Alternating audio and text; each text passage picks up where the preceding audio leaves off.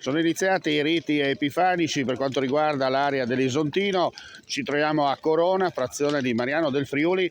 Come da tradizione, il 5 di gennaio alle 20 precise, al suono della campana, inizia l'avvio di questo fuoco epifanico e, come potete vedere, insomma, le fiamme e il fumo vanno verso l'alto e tendono a dirigersi verso il mare. Insomma, Fomp Assureli Yevat, Chiapelsac e Valmarchiat. Allora, anche quest'anno è andata in porto il fuoco epifanico, il Pignarul di Corona, e chiaramente grande soddisfazione perché tantissima gente è accorsa sia a Mariano e poi qui nella conclusione proprio qui a Corona.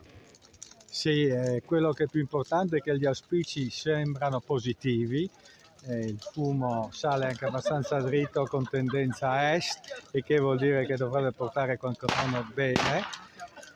Speriamo che rispecchi anche nella realtà, perché come dissi esattamente un anno fa, cerchiamo in qualche modo di condividere con le cose positive, ecco, che questo bel calore sia un calore che si trasmette non solo in queste occasioni, ma anche nel calore delle persone, degli uomini. Ecco. Senta, un augurio per i nostri telespettatori.